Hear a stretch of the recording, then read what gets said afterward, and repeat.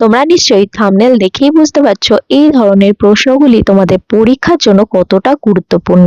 চলো দেখে নিই আমরা কিভাবে কয়েক সেকেন্ডে এটা পরীক্ষার খাতায় সলভ করব। বলা হচ্ছে চক্রবৃদ্ধি সুদে, মানে এখানে হচ্ছে কম্পাউন্ড ইন্টারেস্টের কথা বলা হচ্ছে। বার্ষিক চক্রবৃদ্ধি মানে হচ্ছে কম্পাউন্ড ইন্টারেস্ট পার অ্যানাম, প্রতি বছর।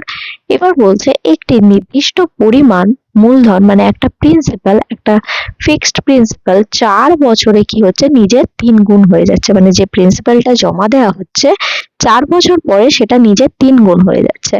আর প্রশ্ন হচ্ছে কত বছর পরে এটি নিজের 9 গুণ হয়ে যাবে। আচ্ছা, 3 গুণ হচ্ছে কত টাইমস হচ্ছে, টাইমসটা সবসময় লেফট হ্যান্ড সাইডে লিখবে। আচ্ছা 3 হচ্ছে 3 এর পাওয়ারে কিছু নেই মানে কি আছে 1 আছে, তাহলে 3 কত বছরে হচ্ছে হচ্ছে যেটা সেটা পাওয়ারে এইদিকে লিখবে ইয়ার্স বলে, 4 ইয়ার্স বলে। এবার এখানে দেখো 9 গুণ হবে কত বছরে জিজ্ঞাসা করেছে, এই বেসটাকে সেম রেখে 9টাকে তোমাকে ভাঙতে হবে, মানে 3 টু দি পাওয়ার কত হবে যাতে করে 9 হয়ে যায়, 3 ইন্টু 3 9 হয়, তাহলে 3 টু দি পাওয়ার স্কোয়ার হয়ে যাবে 9।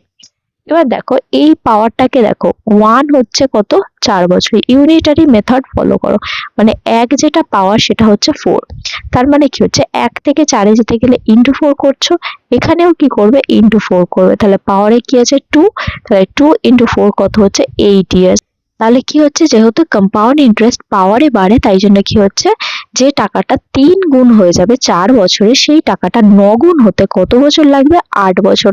তাহলে তোমাদের কারেক্ট আনসার কি হয়ে যাবে অপশন নাম্বার 2।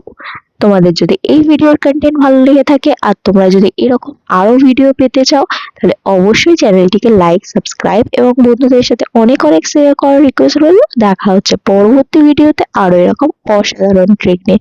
সঙ্গে থাকো, শিখতে থাকো।